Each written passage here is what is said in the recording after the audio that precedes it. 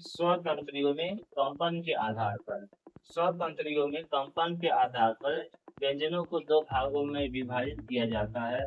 अघोष व्यंजन, सघोष व्यंजन। सघोष व्यंजन को घोष व्यंजन भी कहते हैं। अब पहचाने कि कैसे यह अघोष सघोष कहते किसे हैं, यह जानना जरूरी है। ये ध्यान रखें, जब स्वतंत्री गले के अंदर इस तरीके से स्वतंत्री होता है, ठीक है। गले है, अगर ये गला है तो गले के अंदर जब स्वतंत्रियों में कंपन नहीं हो तो उसे बोलेंगे अघोष। और स्वतंत्रियों में जब कंपन होगा तो उसे बोलेंगे सघोष। स मतलब साथ में रहने वाला ले सकते हैं। अघोष यानी जब कंपन नहीं होगा।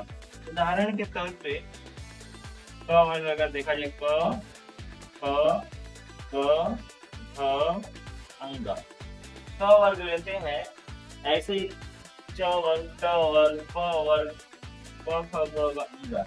तो जब हम पहला और दूसरे अक्षर का उच्चारण करते हैं तो उस समय क ख में हमारे स्वतंत्रियों में कंपन ज्यादा नहीं होता है, इसलिए हम लोग इसको अघोष का अंतर्गत रखेंगे। लेकिन जब ग ख अंगा बोलेंगे तो खनखनाहट हो रहा है स्वतंत्रियों में, इसलिए इसको हम लोग सघोष का अंतर्गत रखेंगे। च छ ज झ ञ। जब इसको देखेंगे तो शुरुआत के पहले और दूसरे अक्षर में उतना खनखनाहट नहीं होगा। आप चाहे तो उदाहरण पर बोल करके चेक कर सकते हैं। च छ में उतना नहीं हो रहा है कंपन, ज स य में स्वतंत्रियों में ज्यादा कंपन हो रहा है। इसलिए शुरुआत के जो दो रहेंगे, पहला और दूसरा, वह अघोष रहेगा। बाद के तीसरा, चौथा, पांचवा सघोष रहेगा। तो याद कैसे करेंगे? अघोष याद करने के लिए दो शब्द याद रखना। पहला क्या रखना? 12। 12 मीन्स पहला और दूसरा, पहला और दूसरा, पहला दूसरा, पहला दूसरा, यानी पांचों जो स्पष्ट व्यंजन होते हैं, पहला दूसरा जो अक्षर होता है अघोष हो जाएगा।